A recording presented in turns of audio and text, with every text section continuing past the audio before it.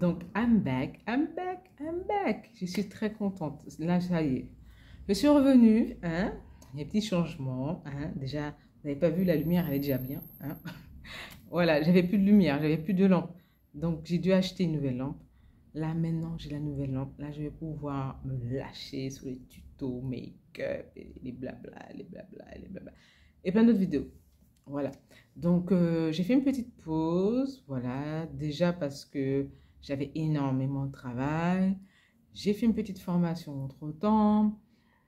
Et la saison des mariés a commencé, officiellement commencé. Voilà, pour moi, depuis mai.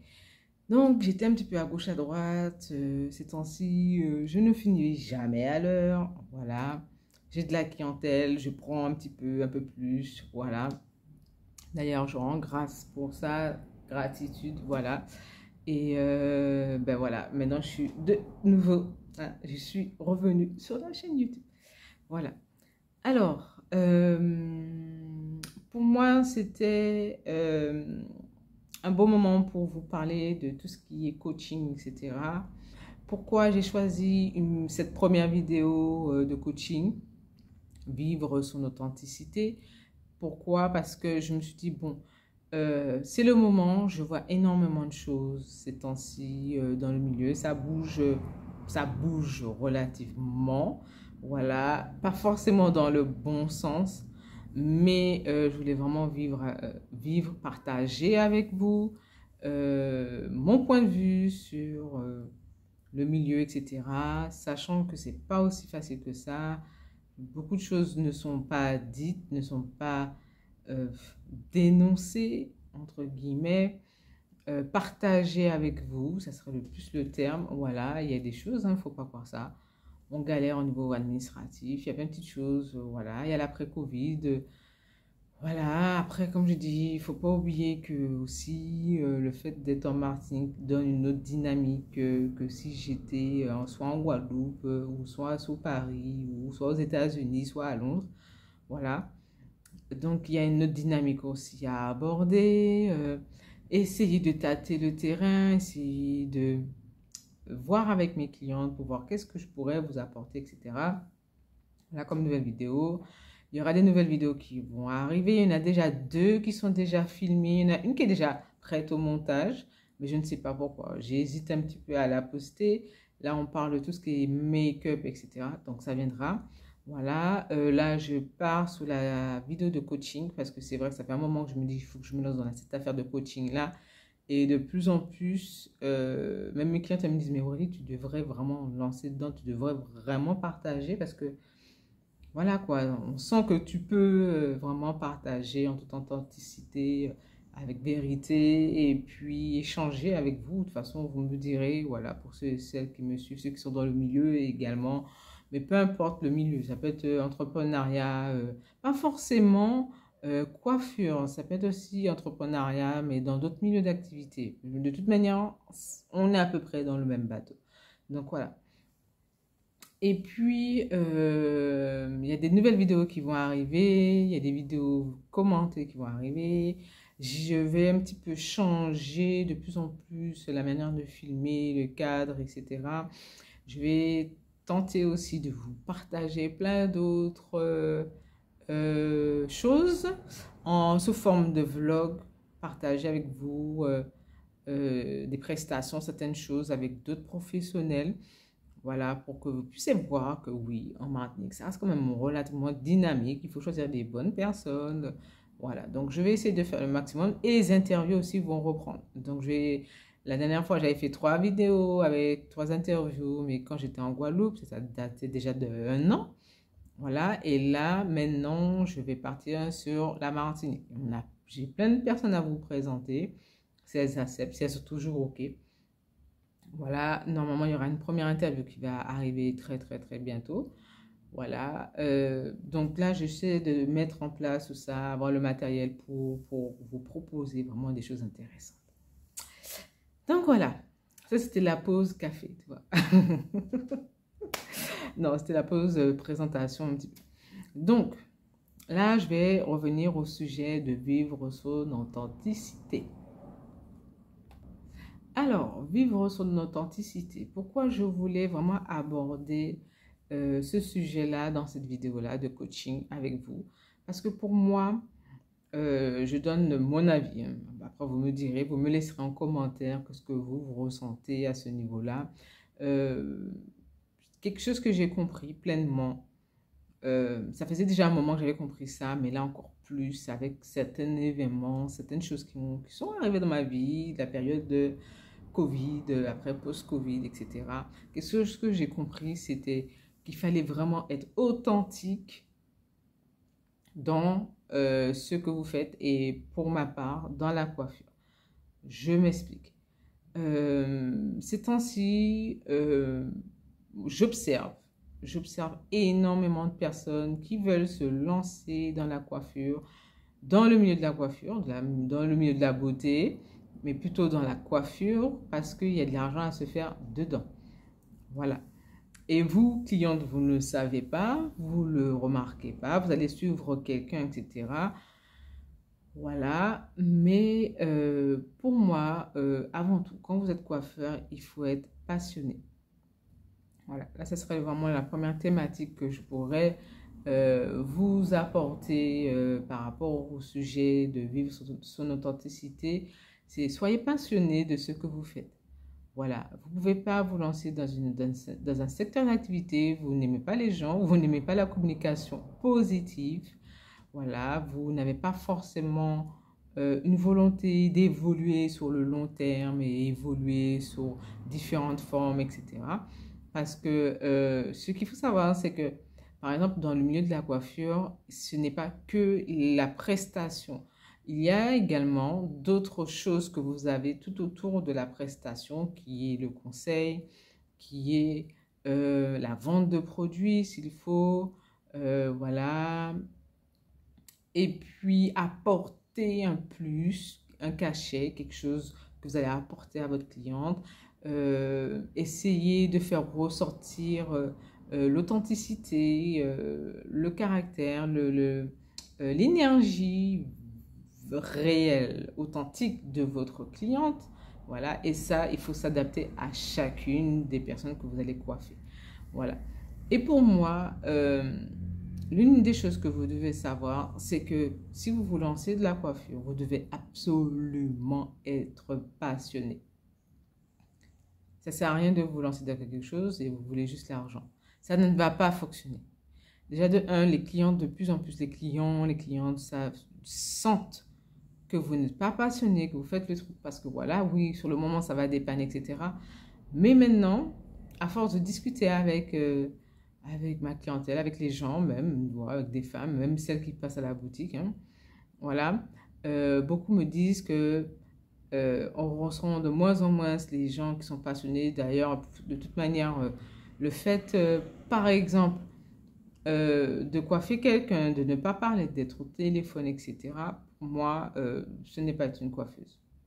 Vous êtes juste là pour prendre votre bif, votre argent, hein.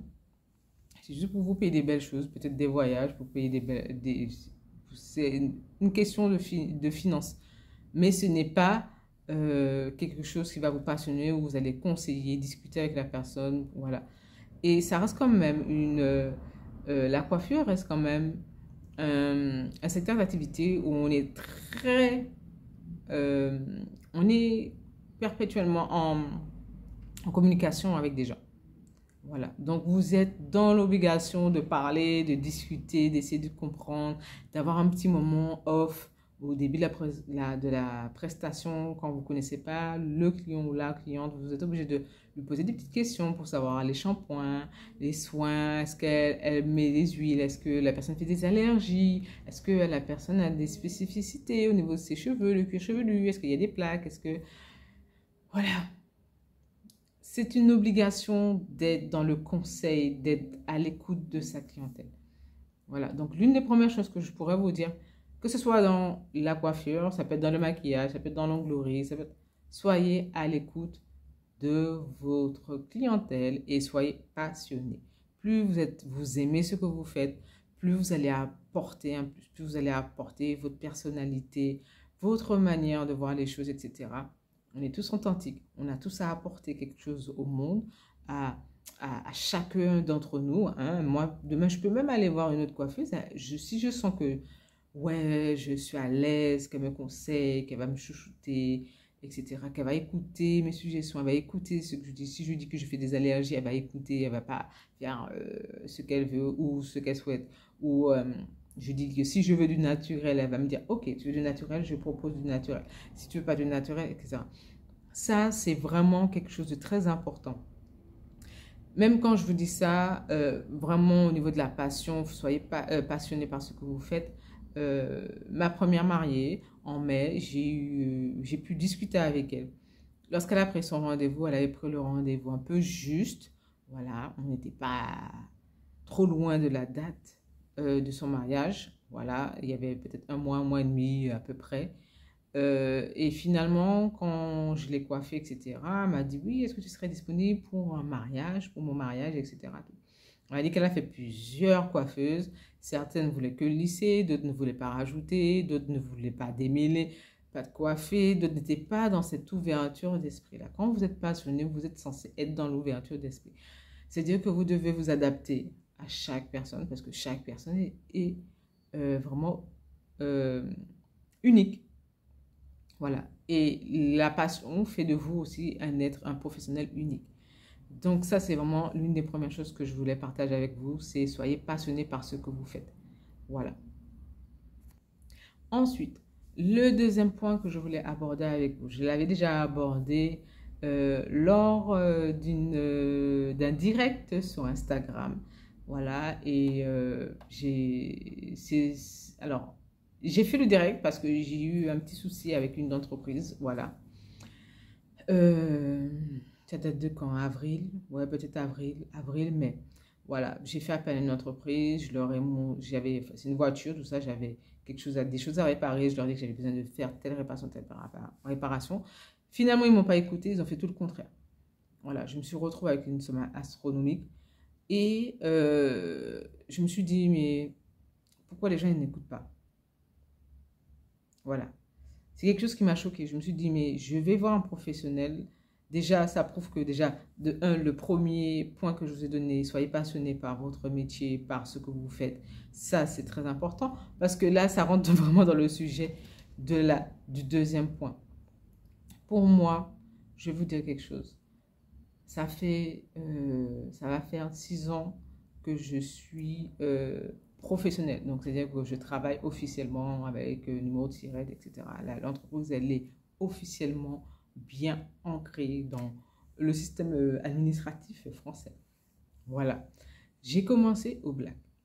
Je ne vais pas vous dire non, il ne faut pas être comme ci, comme ça. Ça, c'est de l'authenticité et parler vrai. Voilà. J'ai commencé au black.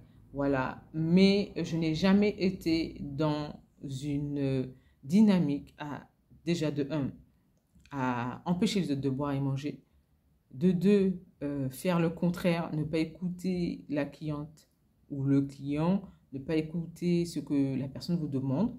Voilà, le but, c'est que quand quelqu'un fait appel à un prestataire, c'est que vous devez écouter et exécuter, tout simplement. Exécuter. Ça veut dire que si demain un client me dit oui, je veux des rajouts, je veux des rajouts, mais je ne veux pas que ça soit trop serré. À ce moment-là, je vais la conseiller, mais elle aura ses rajouts comme elle veut, la taille, le calibre, le tracé, comme elle veut, comme elle souhaite. Voilà. Et je voulais vraiment revenir sur ce sujet-là. D'ailleurs, le direct est disponible sur mon Instagram. Et j'ai intitulé ce direct-là, et pour moi que oui, maintenant, tout oui. C'est que une entreprise, c'est une prière avant tout. Voilà, c'est une prière, c'est un rêve, c'est une prière. Vous avez fait peut-être une prière très jeune, à 2 ans, 3 ans, 4 ans, 20 ans, peu importe. Hein. Vous avez vu quelque chose qui est sorti à l'intérieur de vous, une intuition, une vibration, une énergie qui est sortie en vous et vous a dit, je veux faire telle chose. Voilà, pour moi, c'est une prière. J'appelle ça une prière. Une entreprise, c'est une prière. Ça veut dire que vous devez vous battre pour cette entreprise-là. Vous devez être en harmonie avec. Vous ne devez pas être se dire non, j'ai pas envie de travailler, non, j'ai pas envie de le faire. Vous ne devez pas être désagréable vis-à-vis des personnes qui vont faire appel à vous si vous faites appel à... S'il y a des personnes qui font appel à vous, hein, si vous avez une clientèle, des prestataires, peu importe, les gens ne doivent pas se sentir menacés, ne doivent pas se sentir mal à l'aise vis-à-vis de vous, selon votre entreprise, etc. Donc oui, une entreprise, c'est une prière. Si vous voulez qu'une entreprise fonctionne, il faut prier, frère. Moi, je vous dis quelque chose. Je vous dis quelque chose. Je pense que ce qui m'a fait tenir après, enfin, pendant et après le Covid, c'est franchement, moi, je suis quelqu'un. Alors, je ne suis pas quelqu'un qui va à l'église, etc. Mais je suis très spirituelle, c'est-à-dire je prie. Je prie beaucoup, je suis vraiment dans la gratitude, j'envoie tout à l'univers, Dia, à Bouddha, Allah, peu importe. Pour moi, c'est la même personne, c'est la même vibration. Et c'est vrai que le fait d'envoyer la bonne vibration, demander la protection de votre entreprise, demander certaines choses, oui. Mais quand je vous dis c'est une prière, c'est vraiment dans tout, dans tout. C'est-à-dire que lorsque vous avez une journée, une semaine, et puis vous voyez qu'il n'y a pas trop de clients qui arrivent, ben, faut prier, frère, faut prier. Faut prier, on est en Martinique, encore plus en Martinique, frère. Putain, encore plus en Martinique. Non, mais il faut prier. Une entreprise, c'est une prière. C'est que vous devez faire absolument un minimum chiffre d'affaires pour vous dire que vous allez pouvoir boire, manger, payer vos factures, payer vos charges, payer vos impôts, etc. Donc, c'est une prière. Vous ne pouvez pas être dans le déni de se dire, ah, je fais une entreprise, mais bon, ouais, bof. Voilà, une entreprise, c'est une prière. Vous imaginez même pas la puissance d'une prière. D'ailleurs, il y a eu récemment des études liées à la puissance de la prière. Voilà, et la prière et la méditation. C'est à peu près la même chose, hein. Voilà. Et le monsieur disait que c'était aussi puissant que quelqu'un qui partait en vacances ou quoi que ce soit. Ça vous met vraiment dans un état, voilà. Donc, oui, une entreprise, c'est une prière. Donc, négligez pas cette partie-là. Priez, méditez, manifestez, demandez à l'univers. Franchement, ça vous donnera tellement de force pour pouvoir avancer, pour pouvoir proposer des nouvelles choses, etc. Parce que c'est ça aussi une entreprise, c'est innover à chaque fois, apporter des nouvelles choses, c'est dans la communication, c'est un échange perpétuel avec vous, votre énergie, avec l'énergie des autres personnes, avec les prestataires, avec les personnes avec qui vous travaillez, voilà, les collaborateurs, la banque, etc. Donc, priez. Voilà, c'est vraiment quelque chose que je pourrais vous dire, c'est bien ça. Ensuite, là, on est en plein dans le sujet. Vivre son authenticité. Première chose, ne vous comparez jamais à qui que ce soit. Vous, vous êtes unique, vous êtes une personne belle, vous avez quelque chose à apporter au monde. Voilà. Moi, pour moi, je suis convaincue que si le bon Dieu nous a tous fait sur cette planète-là, il a donné toute cette possibilité-là d'humain. À l'heure actuelle, pour ceux et celles, je sais qu'il y a certaines personnes qui vont me dire, ah ouais, mais les transsexuels, les transgenres, les trucs comme ça, là. Non. Pour moi, tout est valable. Tout est amour, tout est Dieu. C'est des possibilités. C'est s'ouvrir, c'est ouvrir l'esprit à un niveau de vibration, mais voilà quoi. Donc, ne vous comparez pas aux autres. Vous êtes unique. Votre chemin, il est unique. Il sera plus ou moins dur. On dit que quand il est très dur, très difficile, il prend du temps, on dit que la récompense sera encore plus grande. Apparemment, j'attends. Énergie de Rihanna pénètre mon corps. Mais c'est ça, en fait. Ne vous comparez pas aux autres. Chaque personne a quelque chose à apporter. De toute façon, tout le temps, je le dis des fois à mes clients. Je dis, moi, je coiffe. Je sais que j'ai une manière très authentique. Je m'adapte bien à mes clientes. Je suis très dans le style, toi. Moi, j'aime bien innover. J'aime pas être dans une routine, dans quelque chose qui est toujours, on est toujours dans la même chose, dans la même création, etc. Moi, j'aime pas ça. Moi, j'aime innover, j'aime créer, j'aime me donner du challenge, etc.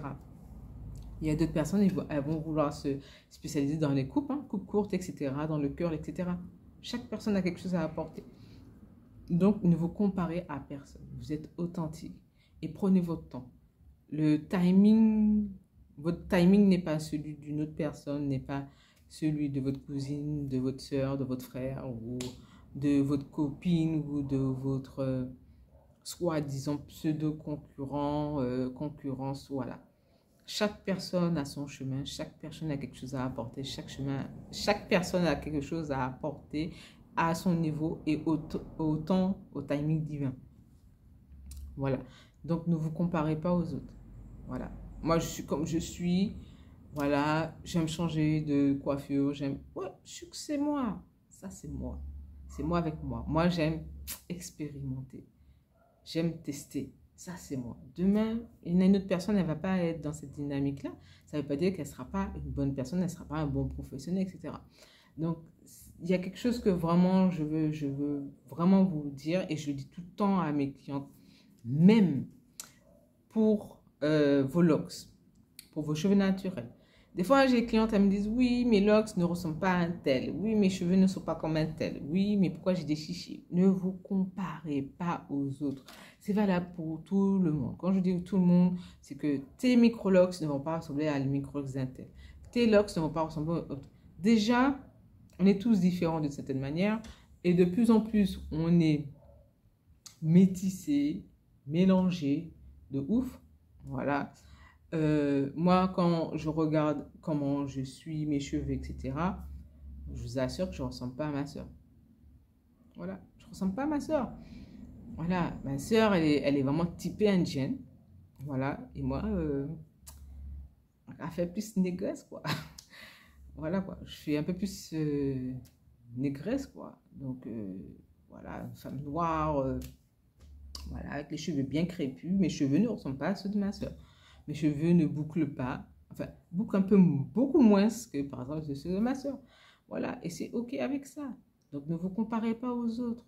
Même par rapport à vos locks vont prendre 6 mois, l'autre va prendre 1 an, d'autres vont prendre 2 mois. Ne vous comparez pas aux autres. Vous pouvez regarder, observer, regarder l'évolution pour vous permettre de vous rassurer, mais ne vous comparez pas aux autres. Et d'ailleurs, ça sera la vidéo qui va venir après celle-ci, une vidéo commentée. Parce que j'ai une cliente, eh ben, elle se compare à plein de personnes et des personnes qui n'ont pas le même type de cheveux qu'elle. Voilà. Mais je reviendrai sur ce sujet-là. Mais c'est vraiment quelque chose que je voulais vous dire, vous apporter dans ce troisième point, mais ne vous comparez à personne. Vous êtes unique, vous êtes quelqu'un de bien. Allez-y, vous avez quelque chose à apporter, apportez-le au monde, apportez-le à l'univers. Oh, c'est bon, on y va. Vas-y, il est temps que ce monde change là, et encore plus en Martinique, encore plus dans l'entrepreneuriat martiniquais, parce qu'on a besoin de certaines choses. On me dit, les jeunes, il faut rentrer. Rentrer, il y a plein de choses à faire. Il y a plein de choses à faire. Rentrez, les gars, rentrez. Le quatrième point que je voulais aborder avec vous, c'est étudier qui vous êtes. Je sais que j'avais laissé, il y a 1 an de ça, sur la partie communauté, petite image avec un tambour, tout ça, j'avais mis étudie qui tu es. Voilà, ça c'est vrai. Vous devez étudier votre personne. Regardez qu'est-ce que vous aimez, qu'est-ce que vous n'aimez pas. Votre personnalité, la manière comment vous vivez votre vibration, la manière comment vous vivez votre métier, votre passion, etc. Vous devez étudier qui vous êtes. Vous devez rentrer en profondeur. Ça, c'est un travail d'introspection, mais également un travail de guérison que vous devez faire. Il y a des choses que vous n'avez pas appréciées. D'autres vont être un peu plus laxées sur certains points, d'autres non. Voilà. Étudiez-vous. Moi, j'ai appris plein de choses sur moi. Voilà. Je tendais un peu sur le perfectionniste. Sur le perfectionniste. Et d'ailleurs, là, je commence à faire un petit travail sur ça. Voilà. Mais c'est vrai que vouloir que tout soit parfait, être un petit peu dans le contrôle, etc., ça fait partie de moi, hein, de ma personne, de la manière comment j'ai été éduquée.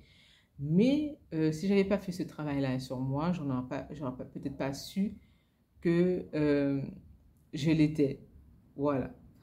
Donc, étudiez-vous, étudiez vos traits, vos personnalités, ce que vous aimez, ce que vous aimez pas, les personnes avec qui vous voulez travailler aussi. Euh, au début, j'étais ouverte à tout le monde et maintenant, j'ai redirigé mon énergie vers quelque chose de beaucoup plus féminin, une énergie beaucoup féminine. Et en même temps, j'ai voulu donner la force aux femmes par rapport à ce que moi j'ai pu observer. Ça ne veut pas dire que les hommes, ils ne sont pas sérieux, ils ne sont pas... Voilà. Mais sur la vibration, je me suis rendu compte, c'est ce qui me correspondait le mieux et qui était le plus simple pour moi et vers quoi je tendais. Voilà. Et moi, je vous avouerai que le fait d'avoir étudié ma personne, ben, franchement, ça m'a donné plein d'astuces, plein de choses, revoir un petit peu qu'est-ce que je peux vous proposer, etc. Et donc, par exemple, le coaching. Voilà, ça m'a permis vraiment d'être en harmonie et d'être pleinement en confiance avec, par exemple, pour faire des vidéos de coaching.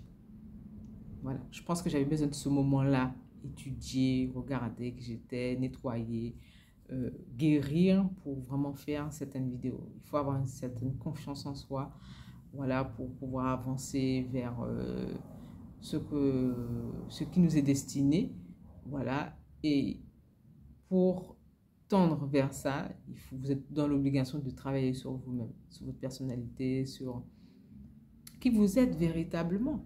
Et ça rejoint exactement les autres points que je vous disais. C'est que si vous savez que vous êtes authentique, que vous aimez telle chose, telle chose, telle chose, ça vous permet, c'est parce que vous avez étudié qui vous étiez pour pouvoir être vraiment qui vous êtes à l'heure actuelle, proposer des vidéos, non, des photos, peu importe. Voilà. Et ça, c'est valable pour peu importe le secteur d'activité. Mais franchement, c'est quelque chose que je voulais vraiment partager avec vous. C'est vraiment cette partie-là de coaching, voilà, entrepreneuriat, parce que je sais que il n'y en a pas des vidéos.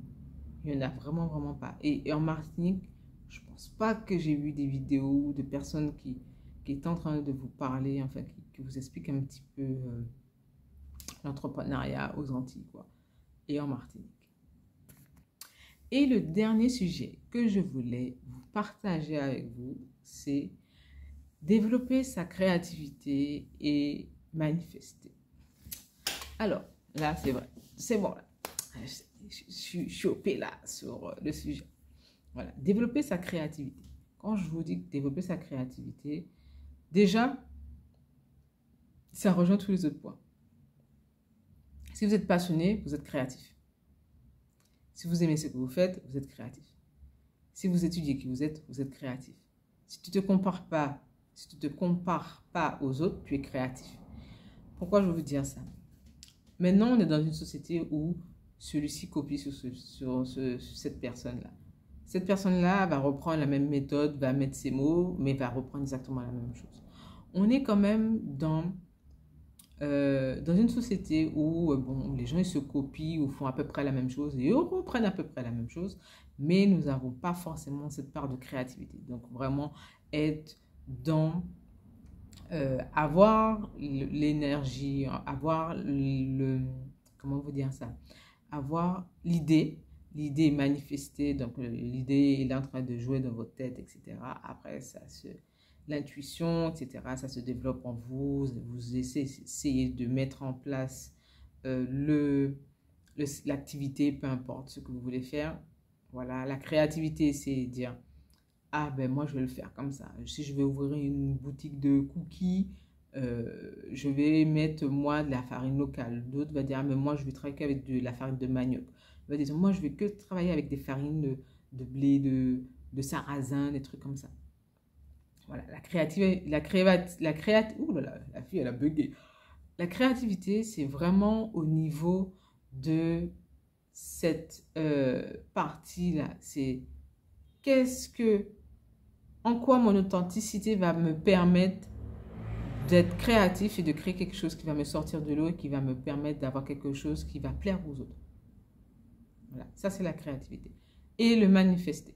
Manifester, c'est passer par la transcendance de l'idée, l'écrire, voilà, et manifester.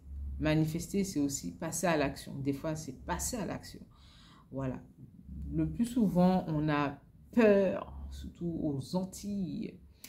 Et j'ai un ami qui m'a dit, ah, moi, Aurélie, maintenant, je vais à l'audace. Je sais pas si tu regardes cette vidéo-là. Je sais que tu vas te reconnaître.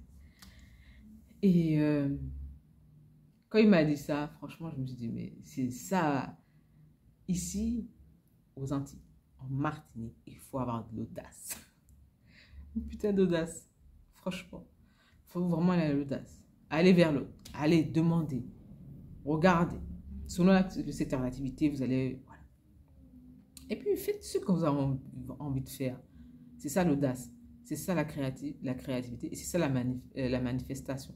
C'est... Tu veux faire quelque chose. Bon, j'ai telle chose, telle chose, telle chose. Je peux faire telle chose.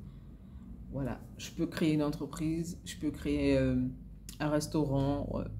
Voilà. Qu'avec du bambou, qu'avec des pieds de coco, etc. Il faut que je manifeste le fait que je dois avoir quelque chose de très rose, de très naturel qui va apporter, qui va donner une authenticité et donc la créativité. Vous allez devoir jouer sur la créativité pour pouvoir créer l'authenticité du lieu pour avoir ce que vous voulez. Voilà, pour accueillir les clientes, les personnes dans ce milieu-là. Et ça, la créativité, pour la développer, c'est pas que c'est facile, mais vous devez déjà vous faire pleinement confiance. La créativité, c'est regarder, observer ce que vous avez autour de vous et apporter vos touches. Qu'est-ce qui va pouvoir vous plaire? Est-ce que vous êtes plutôt sur tout ce qui est naturel, sur les énergies comme ça, ou est-ce que vous êtes un peu plus terre à terre? Est-ce que vous préférez quelque chose de concret, de manipulable, de solide? Voilà. C'est là que vous devez jongler, jouer sur la créativité. Dans le secteur coiffure, voilà, vous devez absolument être créatif. Vous devez absolument être créatif. Parce que, par exemple, là, ça doit faire au moins 2 ans que j'ai réussi enfin à mettre en confiance mes clientes par rapport à tout ce qui est couleur. J'ai fait 2 vidéos en amont sur les couleurs. J'ai fait une première couleur verte, après j'ai fait une couleur rouge bordeaux. D'ailleurs, elle est en train de partir. Je vous prépare une 3e vidéo sur la couleur. Voilà. Et avant, je ne vais pas vous mentir, avant, ma clientèle ne me demandait pas plus de couleurs que ça. Les gens, c'était plutôt des mèches, du miel, les bouts décolorés, voilà. Maintenant, j'ai des clientes, elles me demandent du gingembre, du cuivre, du rouge, du bleu, du vert. Voilà, elles y vont. Elles s'amusent. Et le fait d'apporter ça, d'avoir le côté créatif en nous, donc le professionnel, le proposer à sa clientèle, c'est vraiment top. Parce que déjà, le professionnel, lui, il va s'amuser, il va apprécier encore plus son travail, il va être dans le challenge. Là, vous allez le challenger à ce niveau-là, vous allez lui dire, bah, tu vas pouvoir faire. Ouais, mais je veux du gingembre, mais surtout me faire un petit dégradé.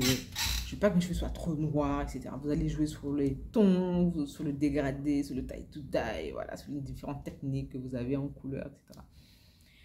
Et ça, pour ça, il faut être créatif.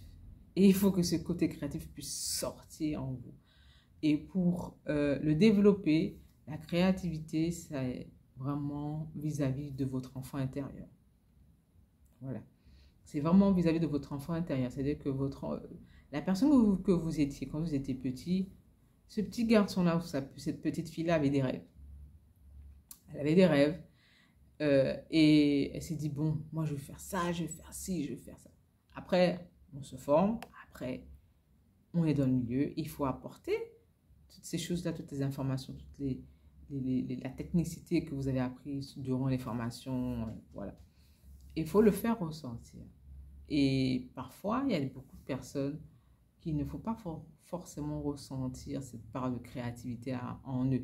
C'est soit parce qu'ils sont réticents par rapport au regard des autres, Ou sinon, cet enfant intérieur-là a un blocage, a peur de se dévoiler, de se montrer, d'être lui-même, quoi. Ça, c'est valable pour plein de choses. Quand je vous dis ça, la créativité et manifestation, c'est valable pour plein de choses. C'est valable pour votre vie.